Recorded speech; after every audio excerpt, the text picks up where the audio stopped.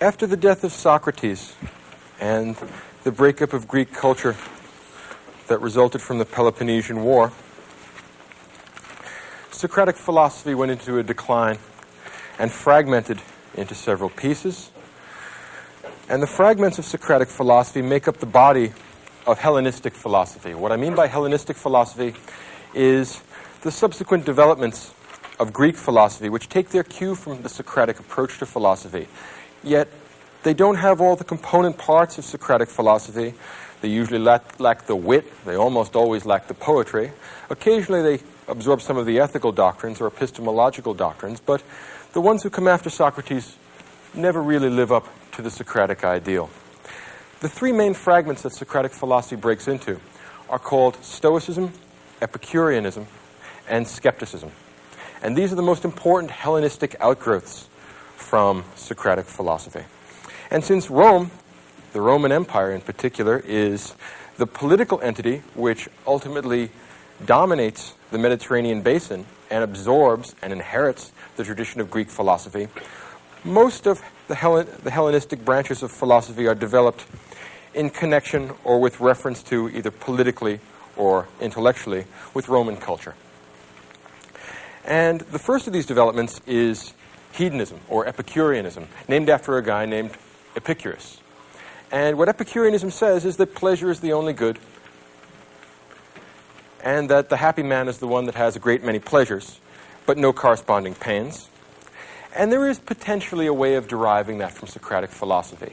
If you would take the idea of Socratic prudence, the man who drinks a little bit in order to get a certain degree of pleasure, but then not so much as he will cause himself a hangover or cause himself some corresponding pain, he's being prudently Socratic, picking and choosing his pleasures in such a way that he does not generate any corresponding pains.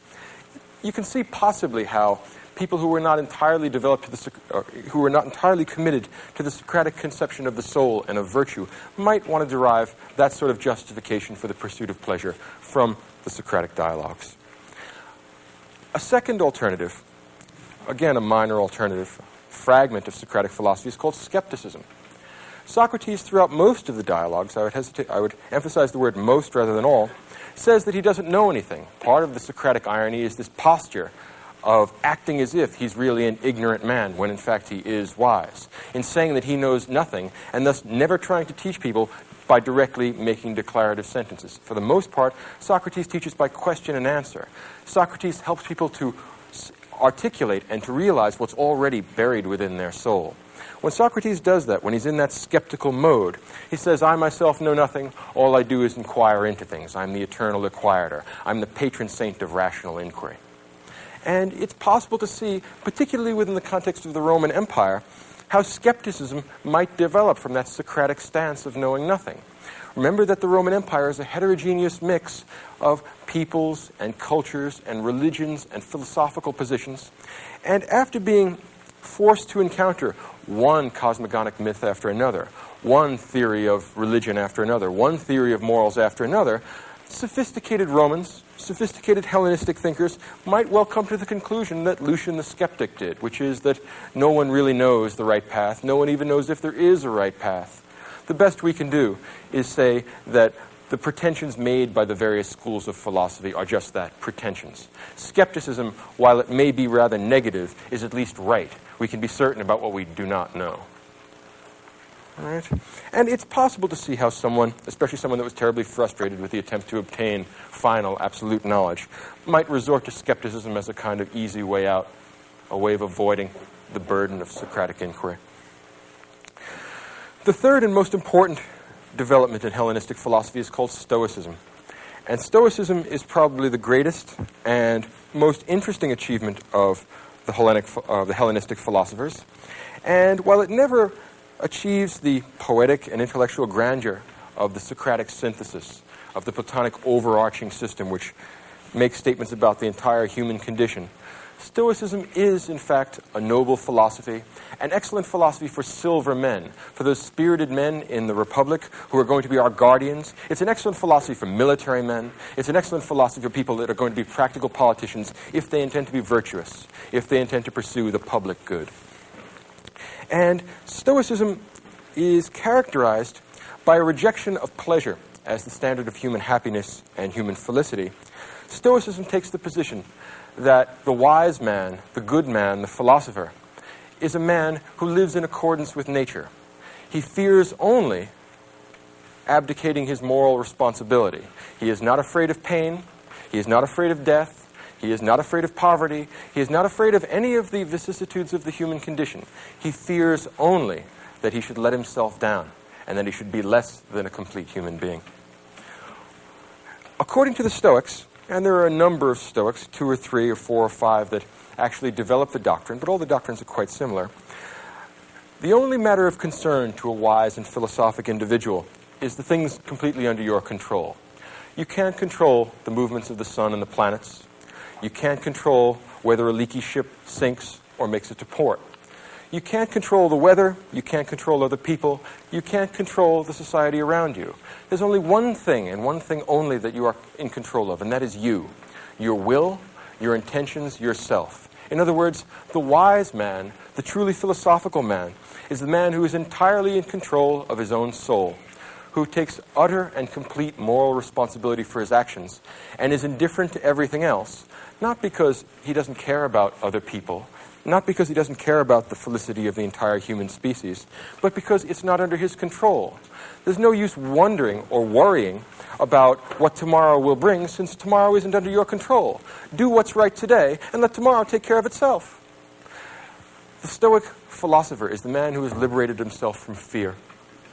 He's not afraid of death. He's not afraid of pain. He's not afraid of other people's dismissal as a fool. The only thing he cares about is that he should meet his moral obligations. Ralph Waldo Emerson once said that greatness is the perception that virtue is enough, which is an elegant and beautiful line. And he might well have stolen that from one of the Stoics, because all of the Stoics basically believe that. Virtue, moral virtue, an organized soul which pursues rationally the ends which are good for all human beings. That's the Stoic conception of virtue. They finally understand their greatness consists in the fact that they perceive that virtue is enough. We do not need wealth. We do not need sexual gratification. We do not need life itself. If moral virtue tells us that we must die in the pursuit of some good end, the protection of our family, the protection of our home, the protection of the innocent, in the doing of right, nothing should be spared, not even our lives. The Stoic wise man is a man who has trained his soul, trained his mind, so that he is not afraid of apparent evils. He is only afraid of real evil.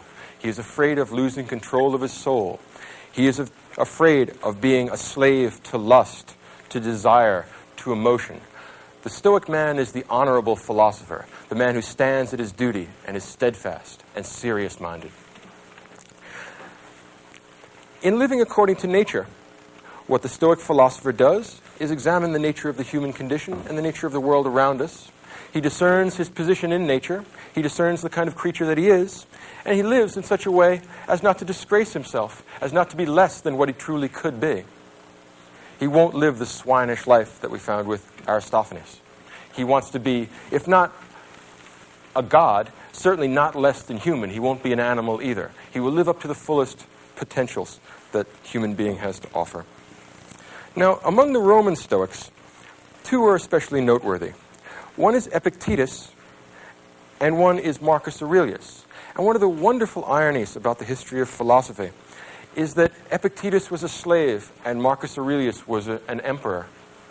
And philosophy is the great equalizer. Both the slave and the emperor can equally well participate in a philosophy that is accessible to all human beings as human beings. There's nothing less conscious of social status than philosophy. A wise man, a man who is disciplined, in control of his motions, and follows the way of nature, can be a good man no matter what his position in the social structure is. He is not responsible for the social structure, and it is not his problem. If the gods or nature or whatever is controlling the world makes you a slave, then be a good slave. If God or nature or whatever is controlling the world makes you an emperor, then be a good one. Your job is not to disgrace yourself and live up to the highest potentials of human being. The most interesting of the Stoics is Marcus Aurelius. Lord Acton, the great English philosopher and historian, once said that power corrupts, and absolute power corrupts absolutely. And that's generally speaking true. The difficulty with that generalization is Marcus Aurelius.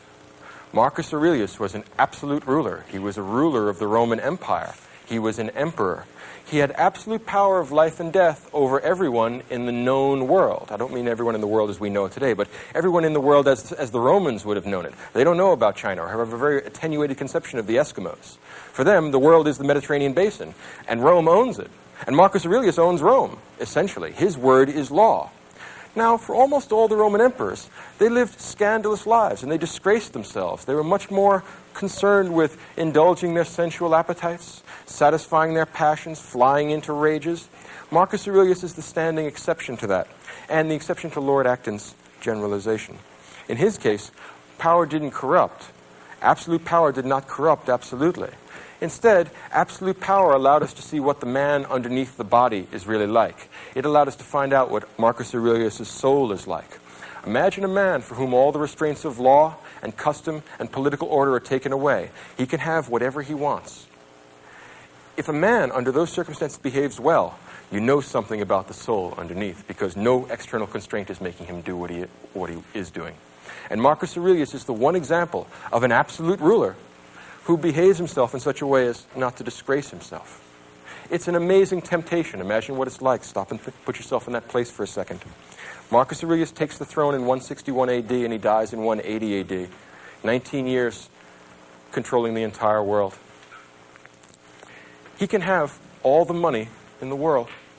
That's not an exaggeration. All the money in the world. If he wants it, he can just collect it all. He can have sex with anyone he wants, whenever he wants, under any circumstances. If he wants to get drunk, he can have wine brought in by the boatload. Infinitely, forever. He can go on a drunk now and stay drunk for the next 19 years until he dies. Imagine anything that the bronze, desiring, emotional, irrational parts of your souls want. And now imagine that you can have it. Now, under those circumstances, imagine that you are forced to bear with this human condition for 19 long years. Now ask yourself, and you didn't give a show of hands, but stop and think about it for a minute. How many of you would fail to disgrace yourselves? To tell you the truth, I don't think that I could meet the challenge. If you're honest about it and you stop and think about what kind of a man it takes to bear up under those circumstances, I think you'll have to admit, or at least I'll have to admit, that he's a better man than I am. And that in this respect, over the centuries, Marcus Aurelius serves as a standing reproach to our self-indulgence, a standing reproach to the idea that we are unable to deal with the circumstances of human life. If you can deal with temptation at that level, I cannot imagine what is outside the human potential. And for the Stoics, we must remember that any virtue which is accessible to any human being is in principle accessible to all of us. We all have a rational nature which allows us to control our feelings, control our behavior, control our connection to other people. Compared to Marcus Aurelius, we have tiny little temptations. We're tempted to steal a little thing. We're tempted to cheat on our income taxes. We're tempted to cheat on our spouses. Marcus Aurelius has that sort of temptation magnified 1,000-fold. And he consistently does good stuff. Stop and think about this for a minute. This is no common man. This is not like the rest of us. And I don't know how he did it. Maybe he did it through philosophy, but, well, it remains to be seen. Marcus is the last of the good emperors. He's the last of the Antonine emperors. And the emperors that come before him are, generally speaking, okay. They're not as bad as the ones that come after. But Marcus is perhaps the greatest of the Romans, the noblest of the Romans. When old-fashioned writers talk about Roman virtue, what they have in mind is Marcus Aurelius, a man who does what he ought to do regardless of circumstance. Tough Roman virtue. He's not afraid of being dead. He's not afraid of being in pain. He's not afraid of having people laugh at him. He's only afraid of doing what's wrong. He's only afraid of making chaos of his soul. Why? Because his soul is the only thing he's completely in control of. It's the only thing he's responsible for. And the rest of it is a matter of indifference to him. He'll certainly try and perform his function as emperor in the best way he possibly can. But there are Germans at the border, and should they succeed in winning this war, he did the best he could. He has no reason to feel guilty. He has no reason to feel that this is a difficulty. If, for some reason, he gets sick, well, sickness is part of human life. You accept it as it is, you deal with it the best you can, and then you move on. In other words, Marcus Aurelius intends to live a life in which he will not have to feel guilty about anything. And he succeeded in doing that under the most trying possible circumstances. Again, put yourself in a position where you can have anything you want, and no one can stop you. No matter how evil, no matter how depraved, no one can stop you because your word is law. Marcus Aurelius behaved himself for 19 years under those circumstances. It's a standing reproach to our self-indulgence. The kind of things that Marcus Aurelius writes are not meant for publication. Let's think about this a little further. Marcus wrote this manuscript without intending to have it published. After his death, he wanted to have it burned. Some philosophically inclined, bookkeeper, librarian, aide-de-camp, or whoever it is that picked this up, said, no, we just can't throw this out. We cannot lose the memory of such a great man, and we can't lose the sort of meditations that he created. He wrote a book called The Meditations, and it's a book to himself that's not intended to be published. What sort of a man writes a book to himself? What sense does that make? Think about it. The nature of a book is communicating something, and we would think we would communicate it to some reader. But this is not going to be published. It's written to himself. What makes a man write a book to himself? And there's a very deep answer, I think, here. Marcus Aurelius writes a book to himself because he's the loneliest man in the world. He has no friends because he has no equals. Think about a man breaking himself on the rock of an impossible virtue.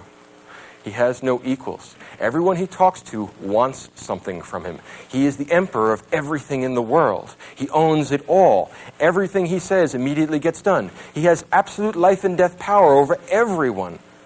So anytime he's in the throne room, he's having an audience, someone comes in from some part of the empire, they're always here for some reason, and they're always here because they want something from him. And all Marcus wants to do is live a philosophical life. But he happens to have had the misfortune to be born the emperor of Rome. What a pity. So he has to deal with these self-centered, swinish people all the time, and it's his responsibility to do good for them, to give them justice, to give them both examples of virtue and virtuous laws and virtuous decisions. And the weariness of it gets to him after a while. The book that he's written, The Meditations, is shot through with a kind of philosophical melancholy that is extremely moving, despite the stoic content of what he's saying. In other words, oddly enough, there are very few books in the world which generate more pathos, which create more of a sense of pity for a person reading this than this book. He's writing a book to himself because he has no one else to talk to. And what kind of things does he write in the book? Moral maxims. I mean, he has 2 or 3 ideas. It's about 100-odd pages, but he says essentially the same thing again and again and again. Why? He has nobody to talk to, so that limits the scope of his conversations.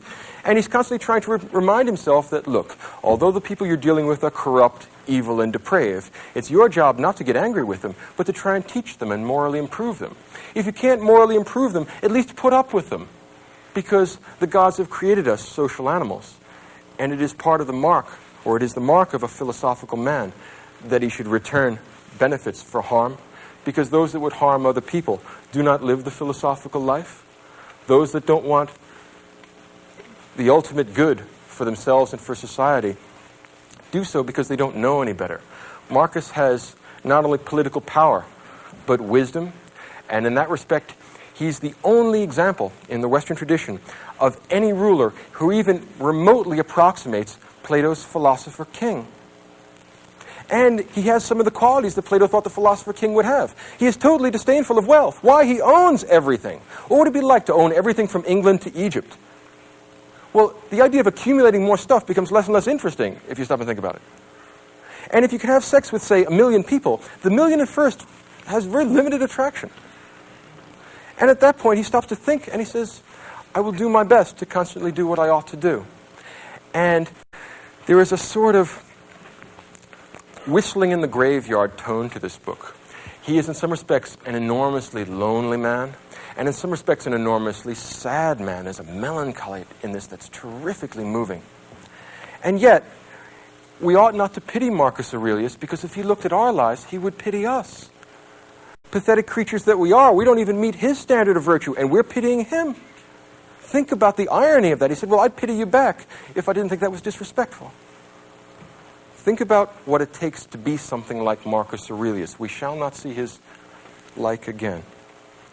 In the book itself, he has all kinds of intriguing and caustic, if you will, moral maxims. He says things like this: soon you will have forgotten all things, and soon all things will have forgotten you. In other words, don't get overwrought. You're angry with this guy just because he didn't do what he was supposed to do? Ask yourself how many of the people that are working for you are doing what they're supposed to do. Soon, you'll have forgotten all this because you'll be dead. And soon, all the people who know you, they're going to be dead too, and they'll have forgotten you. And so what's the point of being mean to people? Now imagine the kind of philosophical self-restraint we're talking about here. This is a guy who can chop everyone's head off if he gets sufficiently angry, so he never does. Remarkable, remarkable. So Marcus Aurelius is a man who constantly, in his book, is writing short 1- and 2-line epigrams that essentially say things like, don't lose your temper with these people, Marcus, you know how they are. Marcus, it's not your fault that they're stupid. You tried to teach them, and you can keep on trying to teach them, but if Socrates was a good man and they killed him, what do you expect them to do to you?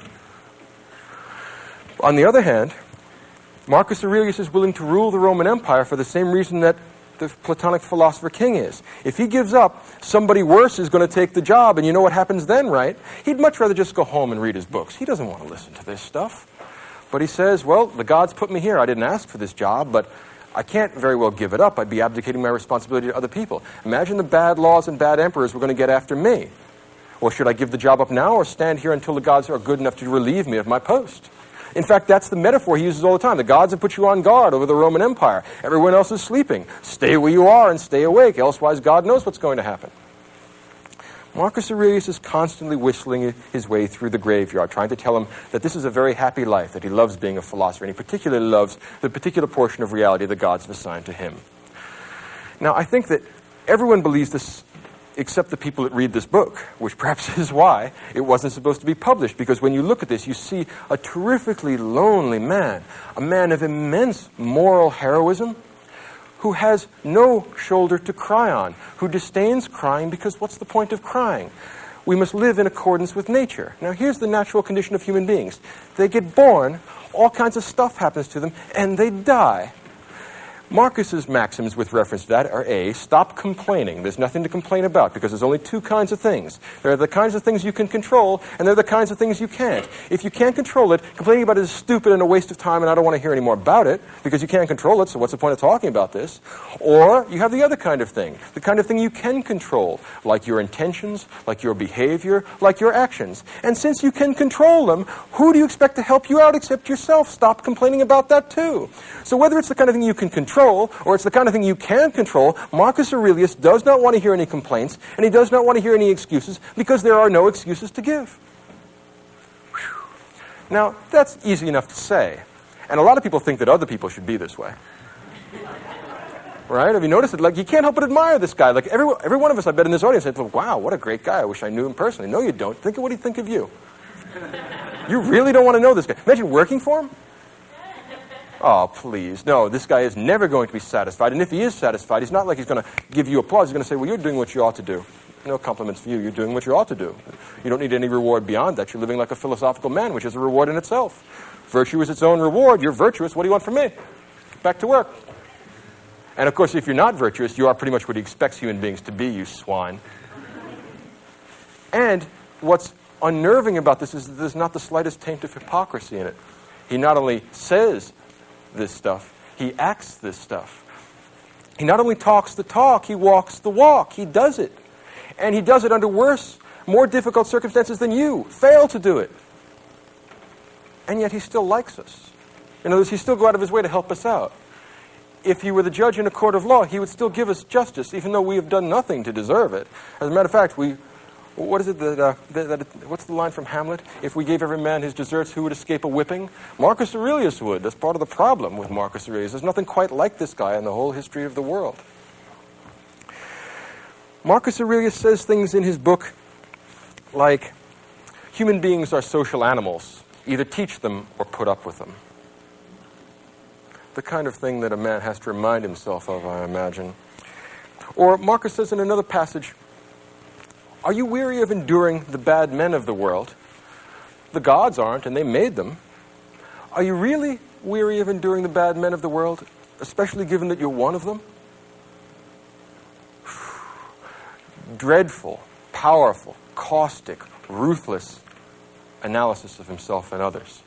He pulls no punches. He is an honest man, and how many honest politicians are there in the world? I mean, it's been some time since we had one leave us literary remains, and here we certainly do have one. The Stoics put together an important and I think worthwhile idea, particularly in this day of international politics, and that's the idea of a cosmopolitan political philosophy. There's few people as cosmopolitan, as lacking in provincial qualities as Marcus Aurelius.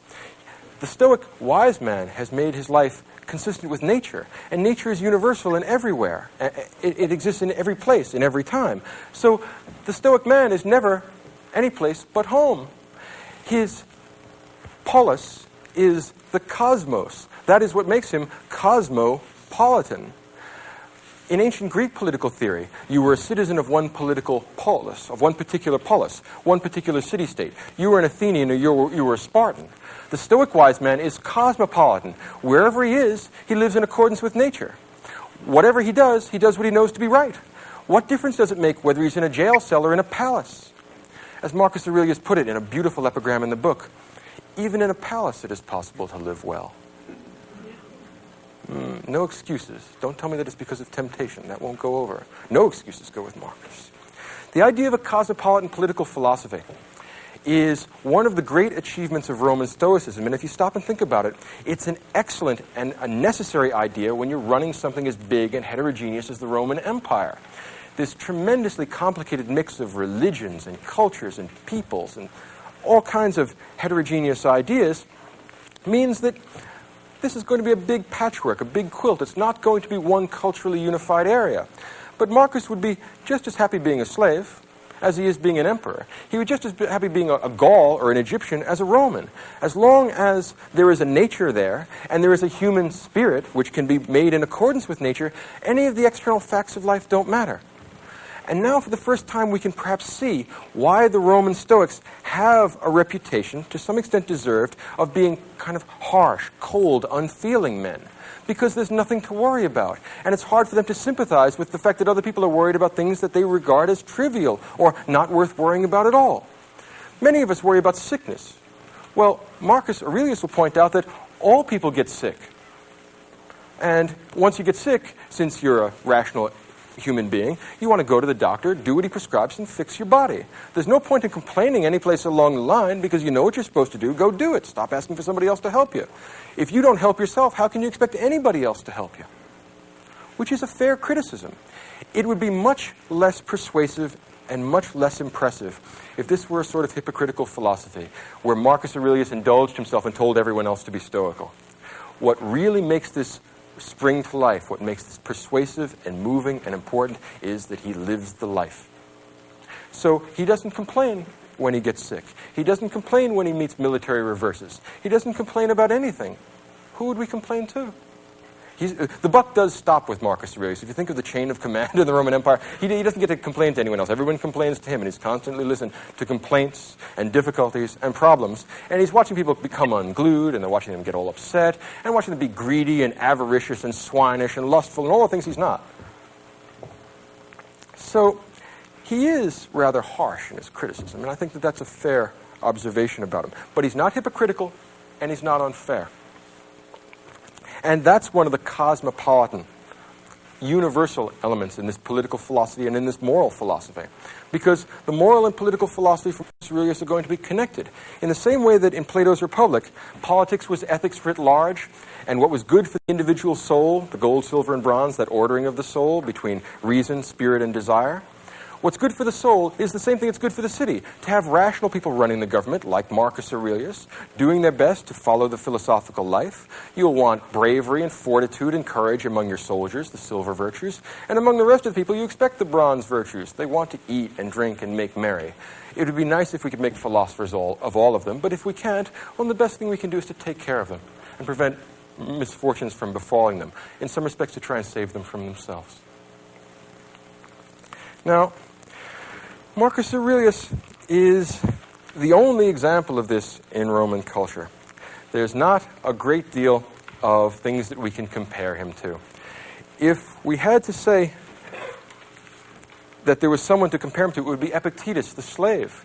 And Epictetus and Marcus Aurelius could meet at a level of equality, even though the social distinctions between them are enormous and grave. The reason why they would meet at a level of equality, because they could share mutual respect, because they both understand that to have an orderly soul is the key thing in human life. And that's what makes life worth living. And whether you happen to be a slave or an emperor doesn't make any difference. Whether you happen to be sick or healthy doesn't make any difference. Whether you happen to be just born and have 100 years ahead of you, or whether you're on your deathbed doesn't make any difference. Marcus says, with regard to death, because many people are afraid of death, and he has no understanding. He doesn't really understand what everybody else's problem is. He says, look, everyone dies, so you're going to die. So what's the point of complaining about it? I can understand trying to avoid it. I mean, health is a good thing, but when you're going to die, you're going to die. Don't give in to fear. Don't give in to irrational musings. Don't let your imagination run wild. Control your feelings. Control your emotions. Control that part of you which is you. The meat, your body, not so important. The other stuff around you in the world, a matter of indifference to you. As long as you follow the way of nature, as long as you act in a rational fashion, as long as you live up to the best potentials in the human soul, then you are a good man and you need worry about nothing else. Some people worry about the gods, that the gods will cause you misfortunes, that the gods have a Hades or a hell or an afterlife where people will be tortured and have bad things done to them. Marcus adopts exactly the same position that Socrates did. He says, look, Marcus says, I'm not certain if there are gods. In the book itself, he says, I'm not aware of any rational proof that there exist gods, and I'm not aware of any rational proof that there are no gods. In other words, he's agnostic in that respect. But he takes a position rather like that of Blaise Pascal, and he says, let's think about what the implications are if God exists, and let's think about what the implications are if he doesn't exist, and let's see if we can find one way of acting that'll satisfy both contingencies. Logical guy. And he says, well, if the gods don't exist and the world is just atoms and the void, if you think back to Professor Staloff's lecture about early primitive physical theories, well, we have atoms and the void, homogeneous stuff called matter, and then the space that it moves around in. Well, if there are no gods and there is no moral order to the world and we're just atoms in the void, well, then what difference does it make what happens to you or anybody else? So you come into being, you go out of being. So what? You get healthy, you get sick. So what? There's nothing to get excited about because, well, it's just atoms in the void. Don't be afraid of it. It is what it is. There's nothing to be afraid of. You could say that Roman Stoicism is a way of telling people there's nothing to be afraid of. Nothing can happen to you in nature that is not a part of nature. And nature contains nothing fearful for the rational soul. Now let's take the other half of the Pascalian alternative. Let's consider the proposition that there are gods or a god. Doesn't matter whether it's monotheistic or polytheistic. If there are gods, then they must be rather like the gods of Socrates. They are all good, they are all wise, they are all completely moral and completely virtuous and completely knowing and completely excellent. Would creatures like this do anything bad to you? Well, maybe they would. Maybe if you've been doing bad stuff, maybe there is something actually in store for you later on. There may well be a Hades. Gods like that may want to create moral order in the world and dish out to the bad people of the world just what they have coming to them. But suppose, hypothetically, you lived according to reason and according to nature and according to the universal law of the Logos. Would the gods hurt a man like that, or would a man like that be a friend of the gods? And if a man like that would be dealt with fairly by the gods, justly by the gods, and well by the gods will do you no harm. So there are two possibilities. Either the world is atoms in the void, the world is just stuff, in which case there's nothing to be afraid of because you're just part of that stuff and you might as well go along with the flow. Relax. Enjoy the ride. Nothing to be scared of, nothing to get excited about. On the other hand, and this I suspect deep down in Marcus is what he really believes. I mean, when you just read between the lines and find out what the man himself is like, he does basically believe in the gods, even though he doesn't know. If he had to place a wager either way, same way as Pascal, but perhaps not for the same reasons, he would say, yes, I believe in the gods. And if the gods exist, then they create moral order, and they are perfectly moral themselves, and they are perfectly just and good and righteous themselves, and they will do you no harm. So if there is an afterlife, and you behave well, the gods will do you no harm, because you deserve no harm done to you. If there is an afterlife, and you behave badly, you have no one to blame but yourself. In every case, the only thing that a man is in control of is the individual ego, himself. the cogito, what Descartes will later on call the cogito, the self. If you are in control of that, if you have an orderly soul, then you have a divine soul, a good soul, and your life is worth living. The gods will not penalize you for that. So what's there to worry about? Don't worry, be happy. Either the world is atoms in the void, nothing to worry about. If the gods are there, well then the gods certainly aren't going to hurt you. Either way, don't worry, be happy. Do what you know you ought to do. Meet your moral obligations. In some respect, and I think that this is worth taking notes on if you happen to be here at the Kant lecture next week, or 2 weeks from now, is that the Stoic conception of virtue is an anticipation of what I will call the Kantian conception of virtue. Those of you who are familiar with the works of Immanuel Kant can recognize the single-minded and ruthless acquirement of virtue as being the Kantian conception of moral action or good moral behavior, and the Stoic conception as well. Both Kant and Marcus Aurelius have achieved the greatness that comes from being aware that virtue is sufficient in itself. The single-minded pursuit of rationality, of justice, of temperance, of fortitude is what this book is all about. And in some respects, I feel a little bit like a voyeur in opening up a manuscript that Marcus never meant to publish, and doubtless he would be nothing except embarrassed if he knew that people were reading this book, because he wouldn't want to show that crack in the Stoic face, right? He doesn't want to give people the idea that he ever worries or ever gets upset at all. In other words, doubtless, if he's in heaven, he regrets every line he ever wrote. Not because he doesn't think it might benefit us, but because it shows the sort of weakness not entirely consistent with Stoic virtue. Perhaps there are other Stoics who suffered more pain, who had greater difficulties, and never wrote a line. In Marcus Aurelius' view, those men would be greater than he. And whether there exist such people or not, Marcus Aurelius is a sort of standing reproach to our weakness, to our self-indulgence, to our willingness to give in to what we want, to our inclination to make excuses about things that were entirely up to us, and to try and act as if we are not responsible for our behavior. One might want to say that Marcus Aurelius is an important step in the construction of the Western conception of the self or the ego. You are the part of you, not the meat, but the will, the soul, the internal stuff. That's what you're responsible for. That's what the gods will judge you on the basis of. Apart from that, don't worry about it. All other things are matters of indifference to you. Connect yourself to nature, do what's right, and let the devil take the hindmost. It's not your problem. Stoicism is an appropriate philosophy, I would say, for serious, ruthless, introspective people that want real answers and are willing to take no nonsense. In that respect, it's the kind of moral philosophy I would be inclined to teach at, say, West Point. If I were teaching people that are going to be under terrible danger and terrible fearful conditions, I would teach them to do what they know they ought to do, and to discipline and organize their emotions in such a way as they behave themselves in a way that is not disgraceful. To avoid that is the epitome of Stoic virtue. And it may not have all the attractive elements of Socratic philosophy. It lacks the poetic element of Platonism.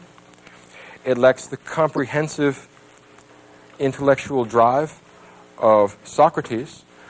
But it still contains elements of Socratic nobility that neither skepticism nor Epicureanism offer us. And in that respect, I think it's the true heir of Socratic philosophy. The key idea behind Marcus Aurelius, something like this, that it's just the human condition for us to have troubles and worries and anxieties and problems. Don't torture yourself by worrying about things that aren't in your control. Leave that in the hands of God. Leave that in the hands of nature. Do your best to control the things that you do have control over: yourself, your behavior, your intentions, and your actions. If you do that, you will live a blessed and happy and virtuous and wise life. You will be a real human being.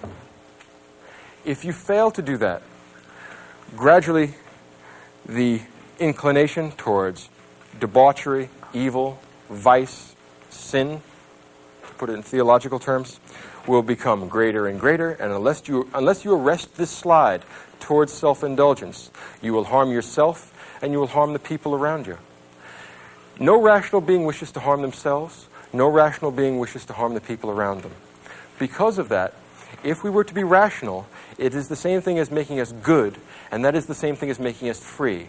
Not free in the sense of political freedom, being a slave or a free man, but free in the sense of being autonomous, making our own decisions, making laws for ourselves. Free in the sense of no longer being the slave of our passions, being pushed about by our feelings, being a toy that gets messed with by arbitrary things that are really beneath the human condition, that are mere emotion. If we want to be fully human, we must be fully free, and that means fully rational, and that means fully good. Accept no substitutes, is what Marcus Aurelius says. He did that himself, and he hopes that other people will do it. He did the best he could, and you can't help but feel that at the end of his life, he must have felt relieved that the terrible crushing burden of this loneliness, a man that has no equals and has no friends, a man that has nothing but philosophy to guide him, death must have been a great release. It's like getting the evening off after you've put in your turn guarding the camp. And instead of becoming an obscure and unimportant figure, he's become a symbol in the history of Western philosophy of the practical, concrete, immediate virtues, the sort of virtues which are accessible to us, not because we have profound intellectual ability, not because we're a Newton or a Kant, but simply because we have problems and we're everyday rational human beings. The Stoic man says that a virtue that is possible for one man is accessible to all of us. There is no excuse for us not being that good. If we provide such excuses for ourselves, we harm ourselves and we harm others by preventing us from recognizing our true moral obligations. Marcus Aurelius lets us know that all people suffer, but that not all people pity themselves. Marcus Aurelius lets us know that all men die, but that not all men die whining. Something to think about. Take home with you and mull it over.